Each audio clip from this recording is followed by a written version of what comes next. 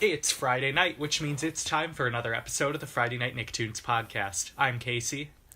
And I'm Ashli, and this week we have my brother, who you guys might know a little better as TheJWittz. Welcome on, Josh. Hello, everybody, and sorry for ruining your show. We needed a break. Just wanted to get that out there. No, I realized immediately, people were like, this is not a Nicktoon. The Nicktoons podcast is ruined. I'm doing something else for every Friday for the rest of my life. So, to at least compensate to you guys, I do want to say I'm sorry. We've done 98 episodes of Nick. It's time for a change, Yeah. Sounds good. This is very greedy of me. This is a subject I've always wanted to talk about, but I have literally no platform to do so. So I've latched onto the first thing remotely close to a platform where I can talk about it. The Friday Night Nicktoons podcast. But it is actually, I think it's a pretty interesting story. And it's related to, I know you guys are super Craig Bartlett stans on the show. So I think it's going to be fun. But, hello everybody. Yeah. I think that's all you guys needed was a hello there. And it's very Nick, it's Nick adjacent, and we'll get into why that is. Last time, though, we did discuss an actual Nicktoon episode. Remember that, guys? We do that sometimes still.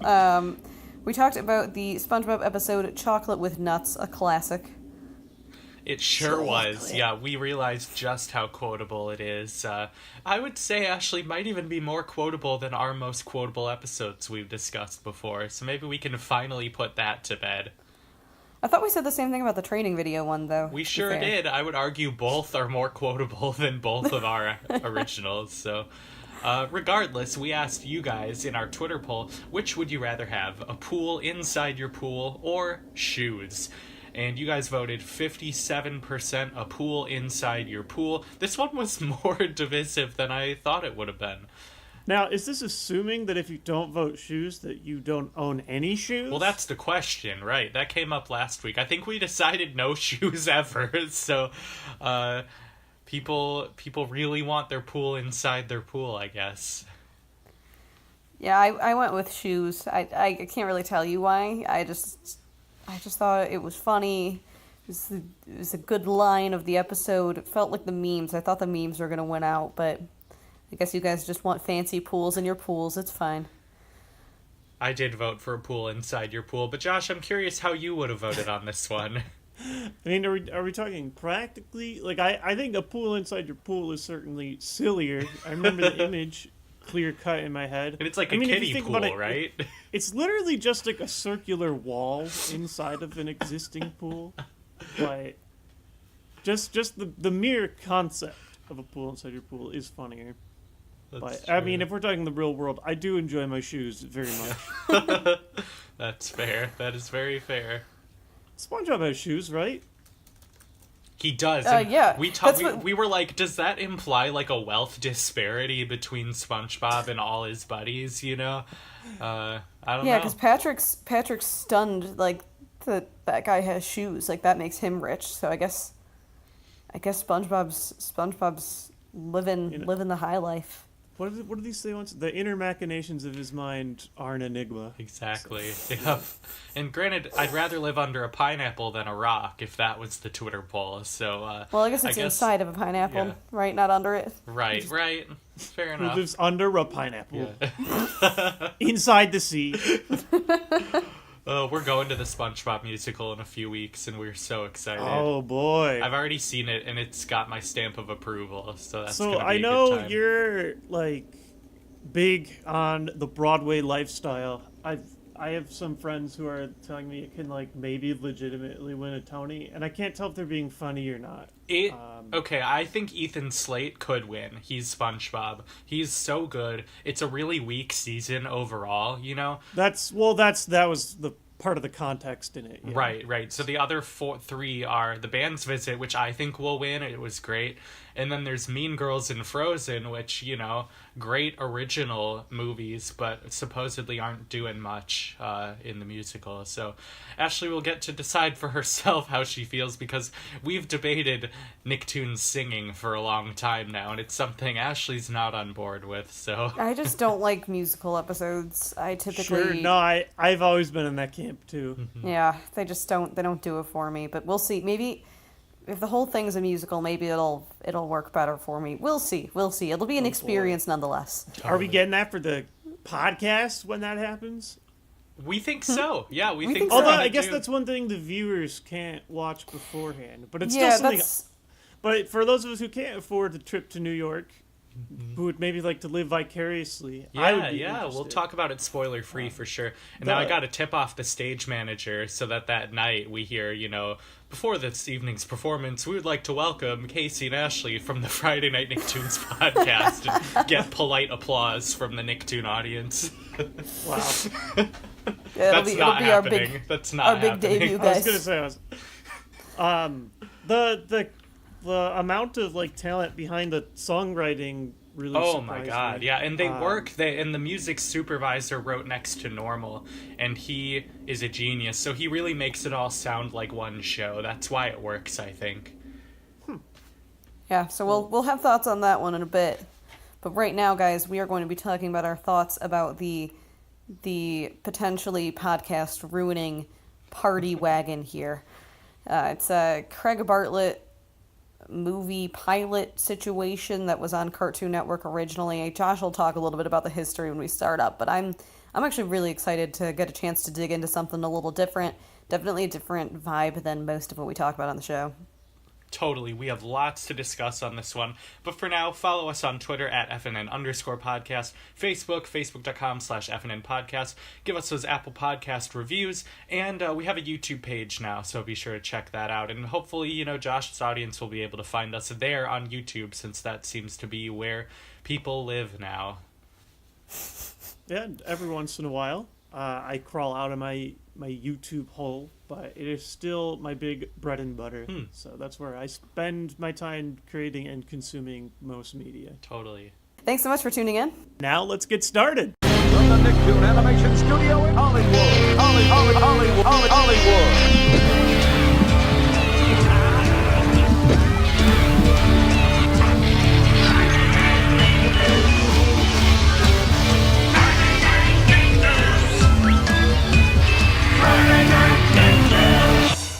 Alright guys, so like Ashli said, we'll be discussing Party Wagon, the TV movie pilot, whatever that means. We'll get into definitions. This one aired on February 27th, 2004. And this one, the movie takes place during the days of the Oregon Trail, and it follows Randall P. McDuff, a homeless teenager on the run after he ran out on his wedding, and obviously can't go back for fear of repercussions from the bride's family.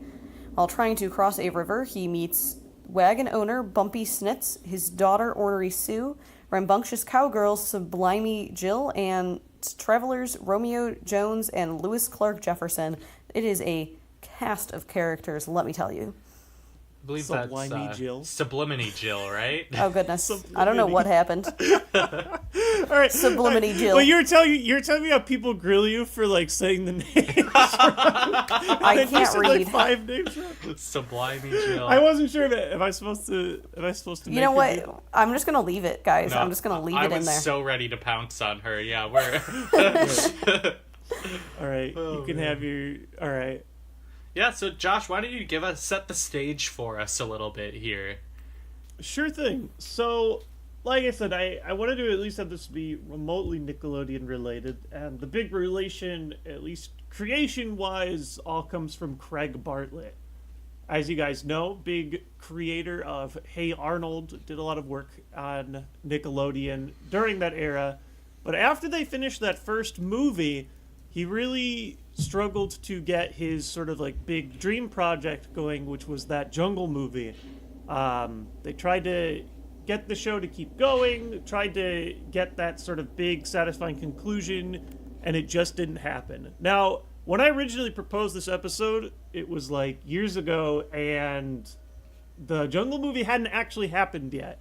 So it's even funnier in context of him eventually coming back to Nickelodeon. But he left and still wanted to create new projects, still wanted to animate. And he followed Linda Semensky, who did big work for Nickelodeon and then moved to Cartoon Network in 1995. So he followed her and said, hey, I've got a pitch for you. This is my show. It's sort of like that 1870s show. Even though the show... that was his words, not mine. That's awesome. The show, even though it is set in the 1850s, he was sort of just liked this idea of like a group of misfits, like the 70s show, but set back in sort of like the big exploration era of America, that Oregon Trail, Gold Rush era. He felt like it could give you a lot of ridiculous circumstances, a lot of fun things you can do. You can poke fun at America's revisionist history. You can talk about, like the really hard living conditions, but still put it in this comedic frame. And overall, the animation, the first thing you guys, I'm sure, have noticed when watching it is it just looks like Hey Arnold. Mm-hmm. It is like almost identical character styles. He uses different shapes for the characters' faces, but the usual, like the face structure, the eyes, it just looks like they took Hey Arnold and wrote it in a different era. And even some of the characters have bleed over as well, which we'll get to in a moment. But anyway, he wanted to create this as a show, as a series. First, they made him write one pilot episode. And then they said, you know what? We can get 2 more pilot episodes and you can string them all together for a 3-pilot movie. But we're not ready to pick up the show yet. So he put this movie together, which ended up airing in 2004. But amidst all kinds of other problems, it was never really picked up. And it's actually rare. For most Cartoon Network like movie debuts, they ended up getting like a DVD or a VHS, depending on what time they were released. And most were picked up as shows. This is a rare one that wasn't picked up at all. I think it only aired 2 times on national television. Well, you know what I mean. It aired 2 times like nationally here. I saw that. And that's nuts. It's really hard to even get a copy of it. It wasn't until around 2012 when someone finally shared like a home video recording that they had of it, and it really started circulating again. And that's when I was able to watch it again for the first time in almost a decade.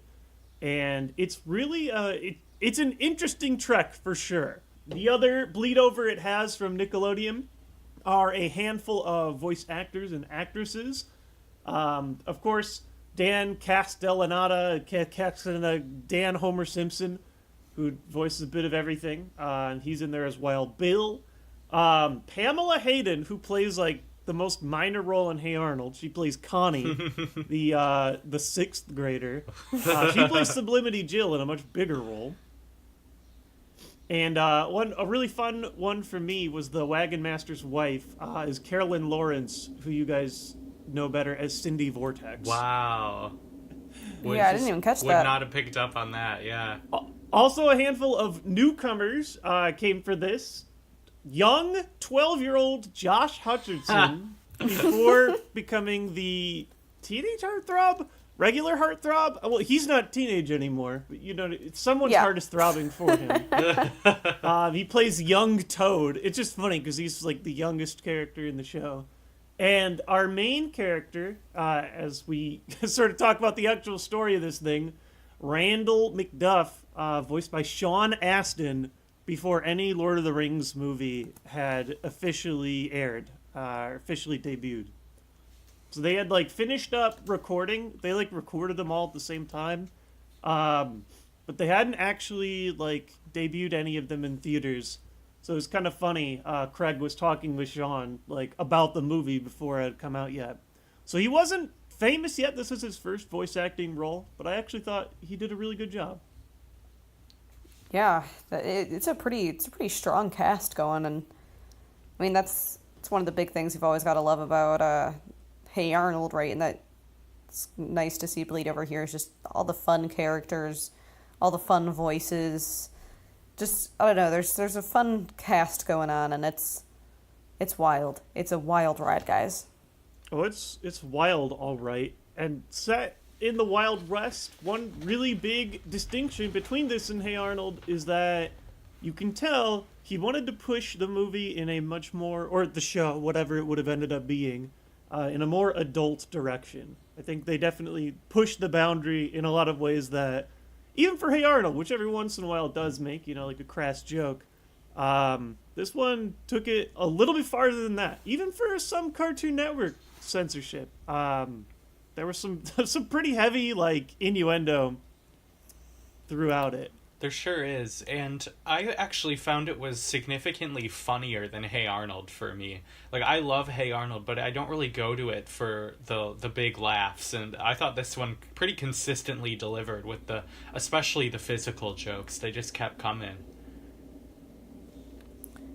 Yeah, I'd agree with that. Hey Arnold it's not our comedy usually, but it's fun to see. It's fun to see a different tone going on, right? It's a little less serious than Hey Arnold. I mean, I guess depending on the time, but definitely agree. Sure. It's a bit of an older audience, a little bit more. I don't even know, but the setting itself is just ridiculous. That's what's weird about Party Wagon too. Is aside from Hey Arnold, which obviously they're similar, editing and design. I don't know what you even compare Party Wagon to. It's this really strange piece of animation that sort of exists in this vortex of 2004. Never got built upon, never got expanded. It just is what it is, this one little animated movie. And I feel like you don't often have things like that, like a movie that's just its own original characters and then it's gone. At least in terms of the TV big Cartoon Network Nickelodeon movies, they usually dealt with your existing characters, or if it's a pilot, it gets picked up and becomes a show. Instead, the only thing we have to talk about with Party Wagon is Party Wagon. That's true.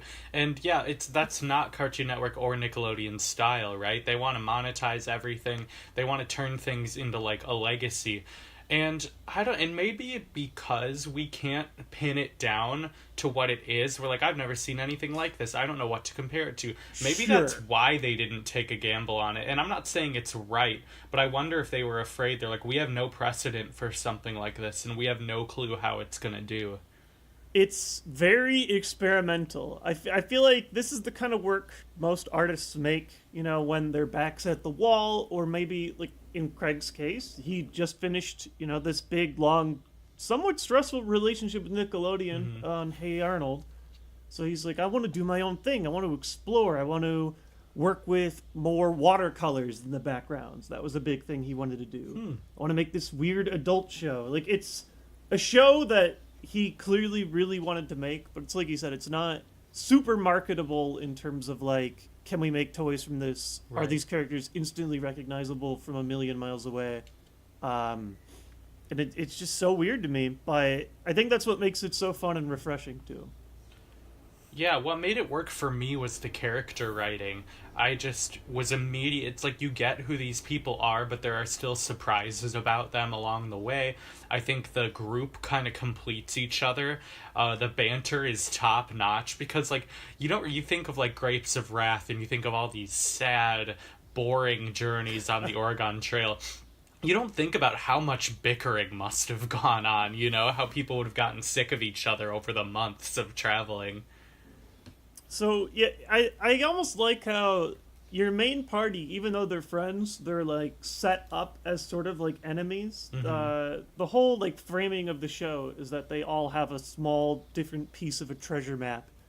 And they make a rule where they can only see it when everybody comes together and shows the piece at the same time. So everyone, naturally doesn't trust each other throughout most of the show.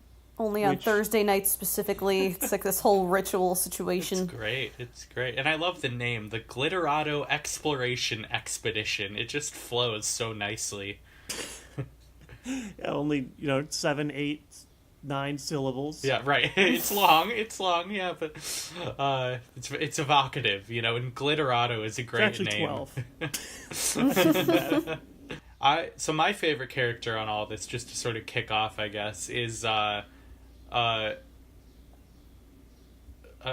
Sublimity Jill. I think she's amazing.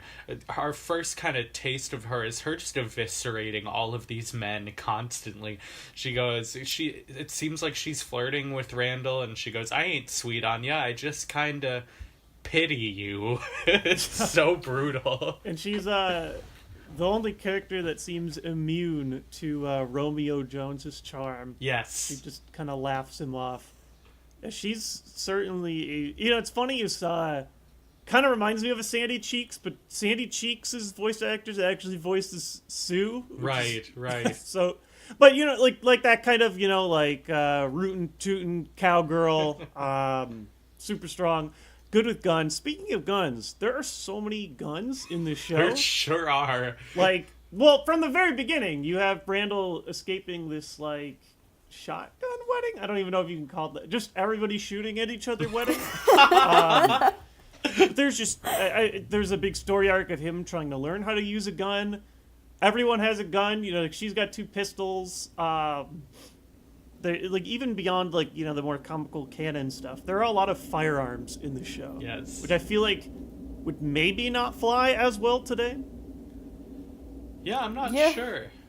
I just feel like most, children's programming, if they talk about guns, it is either, really over-the-top, laser guns, or you go, the Static Shock route, where you talk about it, in an extremely serious way. Very special episode. Well, so 2004, even then and earlier, my parents weren't very strict with us, but, we could not play as Star Fox in Smash Bros. Because we had a gun. You guns couldn't do were just Final off Destination limits. Fox only? Yeah, everyone... What about the item? What Could kind you of guys... distinction is that? They really drew the line in the sand. You can play as Mario, but the second they see you select the Fox character. Yeah, that's what it was. you- It would be my mom realized that he had a gun, and she was like, "Nope, can't do that. You can play as any of the other 7, because there were only 8 at the time before you unlock." Fireballs were fine. Kicking was fine. It was just guns. Oh What my about God. did you have to turn off the gun items as well? Because there's a couple No, of them I in don't there. think she ever realized that there were gun items. That's a good Okay. point, though. Okay, guess you got away with that one. But so even in 2004, I think, and obviously that's just a weird niche thing of my family. But I think Yeah, I don't think that's something we can all relate to. It's just hilarious. But I will say, because I think this would have been fine for me in my young childhood, because it's so of an era. To me, it doesn't really encourage modern gun use. It's so antiquated. Sure. But yeah, I don't know. But back to Sublimity Jill, definitely an interesting, strong character.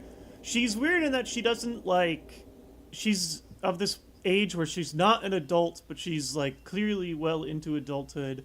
We'll get to that when we get to her sort of plot arc, but she definitely is this the big, I would say, female lead of the show. Mm-hmm. Also, I don't know how to say this without being weird, but she's clearly I feel like the curviest character Craig Bartlett has That's ever true. drawn. That is She very true. looks a little out of place in that sense. But I guess that's what they're going for, is the big female action hero. Mm-hmm. Femme fatale, whatever you want to call her. Yeah, we're definitely, I think, meant to ask, is she gonna end up with one of these guys? It seems like one of those... It's an old musical theater trope, too, the strong, independent woman who doesn't need a man ultimately finds one, and I kind of like that they resist that a bit in this. A bit. Eventually Yeah. they get there, but... Right, at but the it's end of still her- a little open-ended, I think. Well, Yeah. I mean, maybe they wanted to keep you watching, right? For Right, the right. rest of the series. But on her own, though, she definitely is, I would say, the most capable character of our main group. Combat tested. She bests, the Wild Bill Hickok. She's destroying everyone in poker. I just think she's a really fun, experienced role in the group. She's usually, helping people, like you said, helping Randall because she pities him. And there's definitely a funny relationship between her and Randall. He's this young 16-year-old kid. His character blushes every time he's next to her. Yep. And the back slaps really got me too. Her main character trait is slapping people really hard on the back, and I love it. "Oh shoot!" Yeah. Just like aggressively, like too much. Yeah, she's a heck of a lot of fun. I do want to talk, and Casey and I talked about this for a quick second earlier, but Randall does not look or act 16. No. Right? Do we all agree on that one? Or sound 16? You mean older? Yeah. Yeah, he's got to be at least a little bit older than that, right? I don't know. Well, he certainly is mature in terms of like book smarts. You know, he's one of the few people like. There's a lot of characters who are like, wow, you can read and write. You know, he's one of the few that understands what on earth Ordinary Sue is saying, who only speaks in Shakespearean. But he knows nothing of this like wild country, how to, preserve. He thinks it's really yucky when you have to, like skin and cook a rabbit or whatever. And they have a really funny conversation about it. He's like, I'd never kill an animal. And Sue's like, yeah, but you'd eat one. Yeah, when they're less rabbit looking. Yeah. Yeah. Yeah, that was a great line. Yeah, I also like that he's smart enough to read and write, but apparently not smart enough to realize that he can't actually send a letter from the Oregon Trail. He was like, is there a way for me to mail this? Like, what? My favorite quote that's our from way his... for us to, like, get the character narration. But I like they call it out, like, oh, yeah, you can't just UPS these. Yeah, that was funny. Or my favorite line from the letters, he says, did I forget to mention that I'm completely destitute? Please send money. Yeah, I feel like we can all relate to that I wonder if one. we would have eventually met this ant character if the show had ended up airing. I'll bet you're right. She would just be this invisible, audience to listen to his letters. Right. I do like that format, though. I don't know what it is about it, where he every once in a while, will speak his personal thoughts, but it's very as told by Ginger. Yes, gives us the as told by Randall experience. Or just Randall in the case of Doug. It's kind of a similar device there. Oh, so I'm interested. I was waiting for the title drop, and then it happens, and it's kind of funny that it's actually disparaging. Like, it's making fun of them. Yeah, it's not good to be the party wagon. You know what it is exactly? It's Animal House. They're, literally even the same way. Instead of yelling Animal House, it's Party Wagon. They're the group of troublemakers having too good of a time, making too much noise, breaking the system. And I do think it's funny, too, because a lot of the times you go and you see the main wagon master's cabin, and I don't know if they explicitly say it, but it's clearly, like, religiously charged in some way. But you see these kids, they're trying to, like, get out of their moral duties so that they can go and enjoy the debauchery of poker or whatever on earth Lewis Clark Jefferson's liquid concoction was, which they specify is not alcohol. God. Tonic water, yeah, but they're all tripping out. Right, yeah, there's it's all natural. Like, I can see my eyes or something. I can't see my hands. Something. Yeah, it's a wild experience, honestly. Great. The show does an excellent job depicting the sort of saloon life, like just whatever the sort of party life is in the 1850s. It does a great job making that look really fun and really dangerous. Yeah, they're like, even when they do something as harmless as like, oh yeah, let's go dive into the water, they get covered in leeches. Which eventually, though, remember the wagon master looks back on that with fond memories. He's right. Like, remember did the I leeches? miss an innuendo there? I was a little confused by that. I thought it was just random. I thought it was just supposed to be funny. Like, I don't know if there's much justification for it. He's just a weird guy. Like he's been stern the whole time, but he had a really good time being covered in leeches. Right, but we see that he didn't. Yeah, it doesn't make sense. Oh, can we talk about the Schuyler sisters? The three. They basically look like the Schuyler sisters from Hamilton and from history, Sure. Are they daughters of? It's like one family, right? In the other wagon. Yeah, they are. Which is even funnier because I didn't realize it at first. You have the 3 daughters who are constantly swooning over Romeo, and in many ways, Romeo is the only reason the party wagon even gets to remain in the main convoy. Yeah. Is they really want to get with Romeo, and that lets them off the hook. But what really ties it together is his wife is also in on this. There's one scene where his wife like throws the 3 daughters aside, like literally knocks them over so that she can be closer to Romeo. Not faithful at all, but I think that's kind of what it's the joke. But she continues to get like more and more desperate or more like heavy-handed to him. She says something, I don't remember the exact quote, but she's like, "Yes, let's absolutely let him back onto our wagon. We should forgive those who are unfaithful to the cause." And he just straight up says, like, "Not quite sure where you're getting at with this, but sure." Like, he's just oblivious. Right. They also mentioned Manifest Destiny a lot, which was really interesting. They definitely, like you said when you set this up, that they tried to sort of show the revisionist history a little bit. And like, yeah, there was one line that really got me. So they make their way up to Seattle, and he's talking, the wagon master, Manifest Destiny, like, "Oh, wow, we'll create a great city here, the first one ever." And one of the kids is like, "Yeah, but what about that Indian reservation over there?"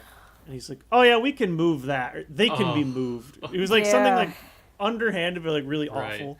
Yeah, I like that they're even calling attention to it. Yeah, I was worried it would go to a weird place when we saw the Native American people for a second, and then it ended up just being a really funny one-off joke where he goes, "That fiddle player is pretty good," and the other one goes, "Yeah, listen to the notes he's not playing," which is like a jazz sort of idiom of like a good soloist knows when to lay off. I thought that was so funny. That was also my favorite scene of the entire thing, is when the party wagon has its sort of first party. They do this great thing where everyone's playing like a silly instrument one way or another, either unintentionally or intentionally. I think at first the old man, he's just like brushing a wheel or something, and then I think he's got like the washboard or something going on. It's bumpy, yeah, and it becomes this big like song, but there's no, as Ashley hates, there's no cartoon singing. Right. It's just all instrumental. Just a bluegrass jam fest. Yeah, I was here for it. I got pumped during that, honestly. Like, I was like, man, I wanna be by a campfire right now. I wanna be on the Oregon Trail. I wanna be in the party wagon. It really did set the mood. I was listening. I will say that it does set the mood for playing the Oregon Trail video game. Which I've never played it. I want to now. Die of dysentery.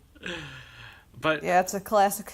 As I was watching this, I was like, God, this has got to be a Jim Lang score. And I'm not some detective. Like, obviously, composers work with showrunners all the time. But I was like, it's not jazzy at all. But it's used in a very similar way to Hey Arnold. The jokes kind of have a little sting to it. But it's not quite a Guy Moon sting, which is very over the top in Fairly Odd Parents and Danny Phantom. But I looked it up, and it said Craig Bartlett did the music. And I was like, that can't be right. And I looked further, and it was Jim Lang. So that totally makes sense. Okay, that makes perfect sense. Mm-hmm. And that's what like the comedic timing and the stings, like they make little notes to emphasize like weird moments or whatever. Right, but it's not your womp womp, at a Fairly Odd Parents joke or whatever. It's like just subtle enough. That's really interesting. And I love Jim Lang stuff from Hey Arnold. Oh man, he makes that show, and I guess if this was a show, you could argue he makes this one, or at the very least made my favorite moment. Yeah, that's true. So where do we want to go talking about... I realize we've like jumped in, talked about characters or not. Yeah, we've not talked about the plot. Let's talk about that core plot. Yeah, why not? So, obviously, the whole plot is this weird ragtag group. They're trying to find hidden treasure. They stumble across a map, but the way they stumble across it is super weird. They're on this rafting service together, everything's going haywire, everyone's drowning, and one of the members, Three-Eyed Jack, says, like, if we're all gonna die here, I might as well tell you, here's the map to my treasure. If one of us survives, go find the treasure. And then they all sort of get split up their separate ways, and what becomes a really long returning comedy bit, it's assumed that Three-Eyed Jack dies here. Oh, I loved this. It's a Bumpy, I think, says it. He's like, he's gone to the great beyond. And we see him in the river still, like, struggling. He's, like, in shot, falling down and screaming. Okay, now he's dead. That was so funny. Now he's gone. And yeah, Bumpy keeps having these recurring visions that he's still alive, which are never really explained, but it's fine. I don't know if it's just, like, their Paranoia, way. yeah. They had, like, no segue to reintroduce Three-Eyed Jack between episode 1 and episode 2. And I don't know, I assume episode 1 was written independently of 2 and 3. The way that it sounded when I was, like, reading the way that this was produced is, like, he had the one pilot, which was just supposed to be, like, a single pilot episode, and they said you can make 2 more and make it a movie. So maybe then they had to sort of, like, rope it in. I don't know exactly it. And it flows nicely. It doesn't feel like 3 episodes smushed together. No, yeah. And what I like, too, is that there is sort of like a building plot as we meet characters and situations. It doesn't feel like one-off episodes like most cartoons of its time. Right. It would have been exciting to have a show that sort of flowed with a narrative. Yeah. But those are also a lot harder to do because a lot of the viewership for cartoons is, just people like sitting down and watching reruns. It would have been hard to like sort of jump into the middle of the story. That's true. But, so Three-Eyed Jack, here's where I start getting a little confused. I was watching it, like, more intently than ever this time, trying to figure it out exactly. Three-Eyed Jack dies but doesn't die, and so when he comes back, he's really mad and wants to get back to his own treasure first before these other people. Did he give them his map out of, like, the actual goodness of his heart? Did he actually think they were going to die? Or was this part of some bigger setup? Like, I'm confused why he's so mad, because he's the one that gave the map out in the first place. Yeah, it's not entirely clear. He's definitely out to get them, though, afterwards. He's definitely, Yes. Established villain. And, yeah, it is weird knowing that it's his map. I mean, if they stole it or something, it would make sense, right? Maybe we're supposed to forget that part by the time that you get this far in. That's what I was wondering. That's what I was wondering. Maybe the way that they connected the episodes. Like, I was just so confused because Three-Eyed Jack literally just gave him the map and told him about El Glitterado. Maybe there's something I missed. Maybe on my 10th viewing, I'll find something that I haven't on the 9th. But that always perplexes me. Yeah. No, I think he's the weakest part of the show. And Dan Castellaneta is great in it. He sounds a little too much like Grandpa Phil for me. And it's like, oh, it's weird hearing him as a villain, But yeah. He's certainly a funny character. And they need something to keep them going, right? But yeah, you wonder why he's so angry. No, go ahead. Oh, he's sort of like, at the beginning you think the Wagon Master's sort of the villain, he's the fun hater, but then they're also like, okay, well, here's also a regular villain, a, big bad guy at the end that you have to fight. Right. Yeah, and presumably he keeps showing up in the future somewhere, right? It seems like there's more of him to come, right? At the end of this. Even that's tied up in sort of a ridiculous way where he's like, all right, I got another map with even bigger treasure. Follow me again. Craig Bartlett loves maps. Oh, I found a map. I found a map, yeah. I do like talking about everything going wrong on that boat. We have this guy, Wall-Eyed Tom, I guess is his name. He's this funny. Crazy old he's man. Great. I love that character. My favorite, but I'm thinking maybe even him, like, because he's on this boat, and then they later find him in a saloon, and they're like, hey, didn't you die in that river? And he's like, No, I would have remembered drowning, so... You know, he kind of says it like the guy in the episode we talked about last week. I don't recall. Yeah, You know? I almost wonder if, like, he was in that first pilot episode and they, like, weren't really sure if they wanted to keep him along, and then they were like, you know, let's bring him back. stick him in Let's the ignore bar. that whole drowning thing, He- but mention it. What I like too is like his craziness can be like bought off. Like, Three-Eyed Jack comes in. He's like, you know, have you seen the party wagon? Do you know these people? Like, nope, can't recall. He's like, we were all on the same raft together. You should remember. I have no recollection. And then he just piles like a bunch of jewels into his lap. And then immediately he has like photographic memory. Like he just starts rattling off every detail. Oh yeah, I guess I do remember his daughter who only speaks in Shakespeare. He's like going off on all this. He's definitely a Sue weird is character. awesome too. They're all Just- great. Ornery Sue, Bumpy Snips, which is that his name? Yes, yeah. Bumpy There's Snips, so he's many great. weird names. One of the kids' name is Toad. Oh yeah, yeah. We don't really talk about the orphans. We got Billy Millie, you know, who is hiding the fact that she's a girl. We got some dramatic irony there, where Randall tells her to be a man, and she says, "But I'm not a man," and he thinks that she's just sort of scared, you know. But we know the truth as the audience. I like her scene with Sublimity Jill as well. When she Oh, that sort was of great.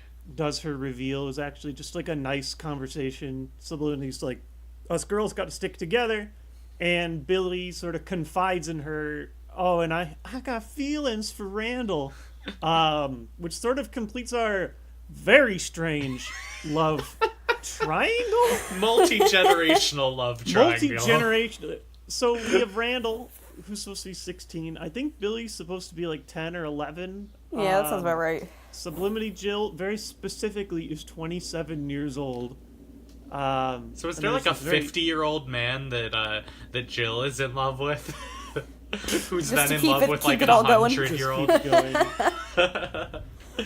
But yeah, it certainly is this weird situation where there's someone who is way too old and way too young. You could maybe even mix Ornery Sue in there, although I don't know if it's romantic, but there's certainly just a good tender moment between Randall and Ornery Sue Yeah, about King when Lear. she's talking about King Lear, which I really enjoyed. But yeah, there's definitely this strange age gap and what is going to happen with it. I believe in an interview, Craig mentioned like, oh, in the future I would have loved to do like a time skip in the show and Randall meets Billy, but she's in a dress and he doesn't recognize her because she's Very 16 12th now. night. And that could have been an interesting follow-up to it. You know, like he had all Right. these ideas of, do these characters age? What's, you know, sort of the next step? But on her own, Billy and Toad are perfectly capable despite their young age. Toad's the best cook, the best chef there. And they have an Billy- important role. They get them to Seattle. That's all they're doing. Yeah, they set up the Manifest Destiny. Yeah, the fake skit, angel. whatever you want to call that. Yeah, I was joking. I was like, Josh, I think that's what happened to you. Like, go to Seattle, and then you did. You know, I actually didn't need an angel to tell me to get out of the Midwest. Same. That is my own Manifest Destiny. Although Yeah. there was when they leave Seattle, it was like a gut punch. They're like, it's too dark and depressing here. No one likes Seattle. Oh, yeah. The modern jokes were really funny. Like there's like nothing but coffee shops in like the downtown, whatever. Literally, Starbucks. There's Right, yeah, there was a Seattle's Best, you know. Although, in a way, the three of us are sort of a manifest destiny in it of itself, right? We're as spread out as we could possibly be. Yeah, I'm the only one that kind of stayed put thus far, but you know. Yeah, but you're only there like half the time anyway. That's true, yeah, that's Yeah. true. But either way, I definitely did relate to that of, you know, like getting out into the West. And when I hear that, you know, they're talking about like San Francisco where I lived and Yeah. Seattle, I can't help but have, you know, like a soft spot for a show like that. Even though it's hundreds of years before I showed up, it's certainly like just hearing things or seeing, you know, like early Seattle and stuff. Yeah, and I think Hearing about the gold rush. didn't Craig Bartlett live in Seattle or something? I feel like he wanna had say some that, Seattle but connection. I don't want to lie to you. I'm pretty sure he did, because we've done this to... for trivia so many times. Yeah, I thought it was related to Hey Arnold, too. I thought he, like, kind of based... Yeah. Yep, born in Seattle, Washington. Oh, there we go. Ashley and I are also on a mission. Self-depreciating Seattle humor probably comes from a soft spot as well. Ashley and I are going to find Stoop Kid Stoop in Brooklyn, too. We're going to just designate one.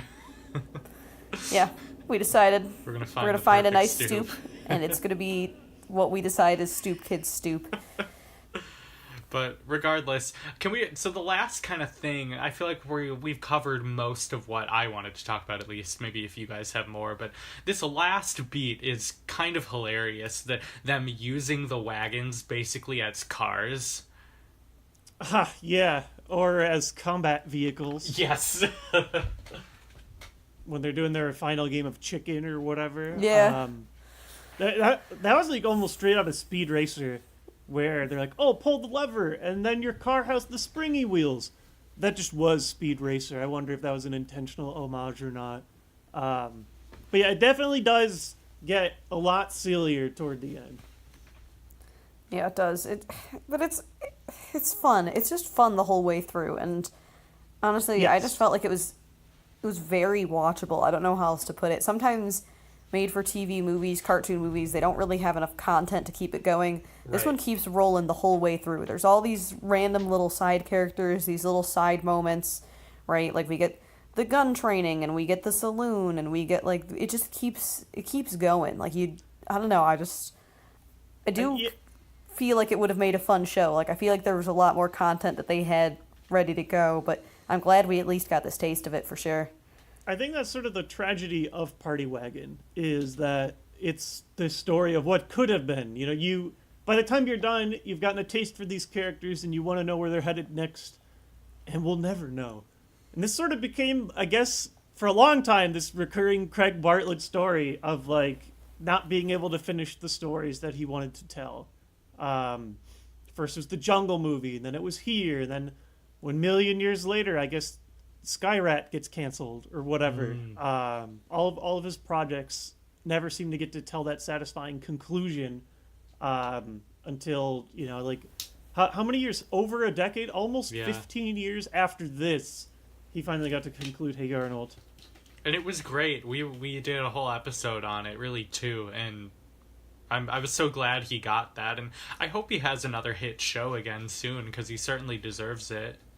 Sure, and I know he's worked with children's programming for a long time and had a lot of hits there.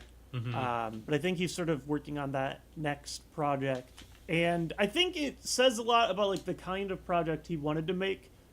When they were talking about the production, or as he was trying to sort of push forward with Party Wagon, a big struggle for him is he loved traditional animation, making what he called full-size animation, which is very expensive. A lot of hand-drawn stuff. Computer animation isn't fully adapted here in 2004. But he was talking with the people behind Adult Swim, trying to see if he could get a show there on that block, but they said, we only have the budget for Flash. And he wasn't interested, at least at the time, in making a show in Flash. And it's really interesting to me, because nowadays almost everything are these cheaper, more concise animated Flash tunes, where you don't necessarily get to see all the big details that you do for a show like Party Wagon, or like all the hand-drawn stuff, because it's just more economically feasible. Right. So it's also kind of the end of this era of big traditional animation in cartoons, and it exists for a little while longer. Same with, like, you know, traditionally animated Disney, but 5 years or so afterward, it doesn't really exist as much, which is kind of sad. Yeah, the attention to detail is really lovely, and it's not the most technically beautiful looking show ever, but it's very human and in a kind of Klasky Chupo way, although it's certainly, I think, better art. Klasky Chupo is so stylized, but it's more traditionally, like, palatable, I think, and it looks great. I love the backgrounds. You mentioning the watercolor thing totally makes sense. It really all looked fleshed out. Overall, I really enjoyed this one. I didn't buy everything about the ending, but knowing that they hoped it would continue, I can forgive some of that. You know, they weren't trying to make a closed loop, so to say. Yeah, the narrative is a little, dangling a carrot in front of the viewer's nose. And I'm sure, if you're trying to make a show like this for television, I'm sure that would have been a recurring joke. There's always some bigger, badder villain with a bigger treasure that would have pile. been funny, yeah. I also, right at the conclusion, I really got that Hey Arnold feeling where they find all these gems, right? And Randall's like, we can't take these for ourselves. We need to return them to the authorities. It's the right thing to do. Yeah. That was reminded me a Arnold lot move. of even the Hey Arnold episode. They find like the counterfeit pennies or whatever, where he's sort of this moral center of the group, trying to do what's right. It really brought me back to that era. Yeah, we watched that one. Was that the Wheeze and Ed episode? Wheeze and Ed, yeah. Yep, Wheeze and Ed. Yeah. But the Kind of, the villain kind of reminded me of that kind of a style of a person in a weird way. I don't know, just like this weird guy creeping around, keeping all the treasure loaded away. He's pretty He's a little bit smarter grotesque. than Wheeze and Ed counterfeiting pennies, though, so... True. No, I mean, I guess Wheeze and Ed doesn't counterfeit the pennies. What are It's those other guys. Wheeze and two- Ed's the legend, and then Right. there's Oh, the you're right, that's true.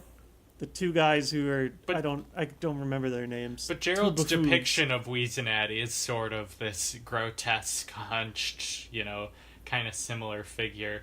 I like the guy as a character. I just think as a plot device, he wasn't the strongest. No, yeah, the real highlight of the show is just, I think, the Party Wagon's interaction with the regular wagon.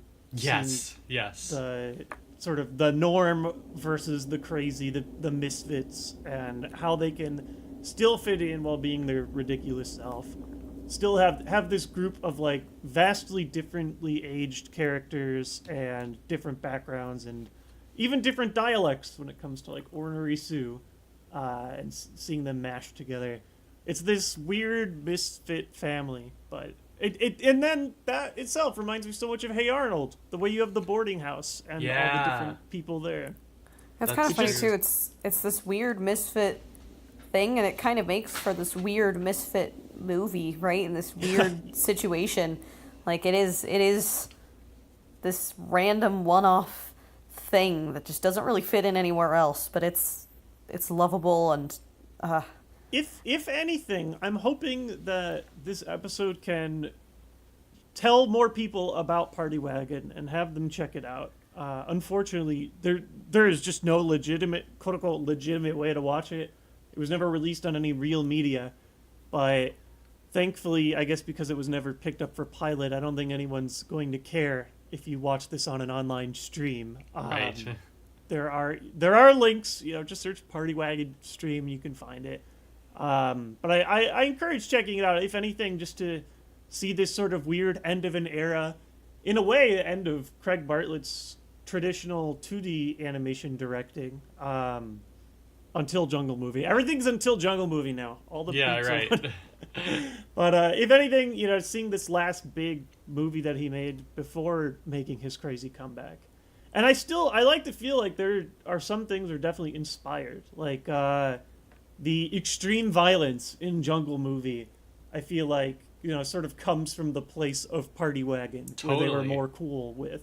Yeah, when stretching they're in the boundary. wild in the Jungle Movie, when they're kind of in the thick of it, it absolutely feels like this Oregon Trail feel.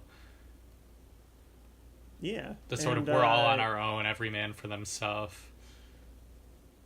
But if anything, it's just been fun to rewatch. It's silly. The plot makes like less sense every time I watch it, but the characters become more familiar to me each time I give it another viewing, because they're good characters. They're unique characters.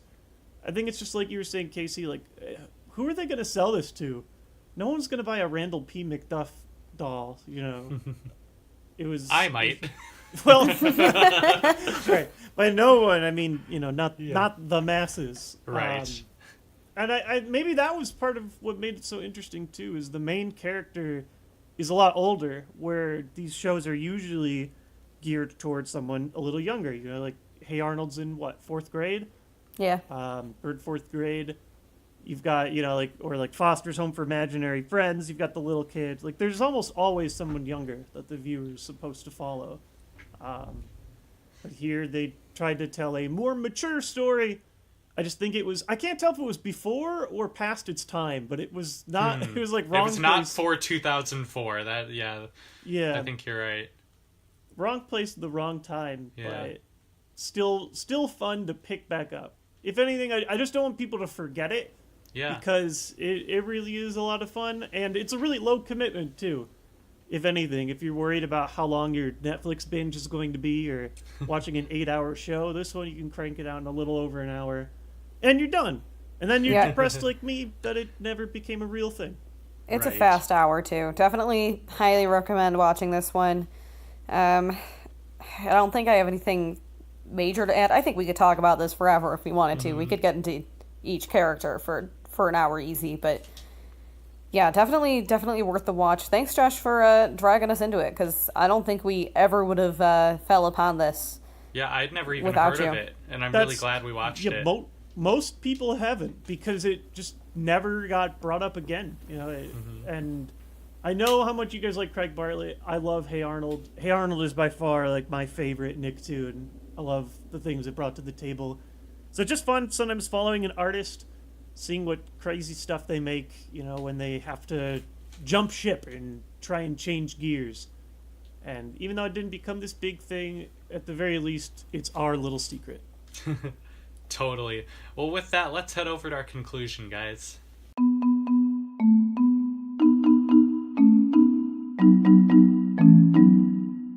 Alright guys, our Twitter poll is of course Party Wagon related. Are you, in your everyday life, in the Party Wagon or the Wagon Trail? Are you more practical, or are you just having a good time drinking that bootleg moonshine, whatever they're drinking?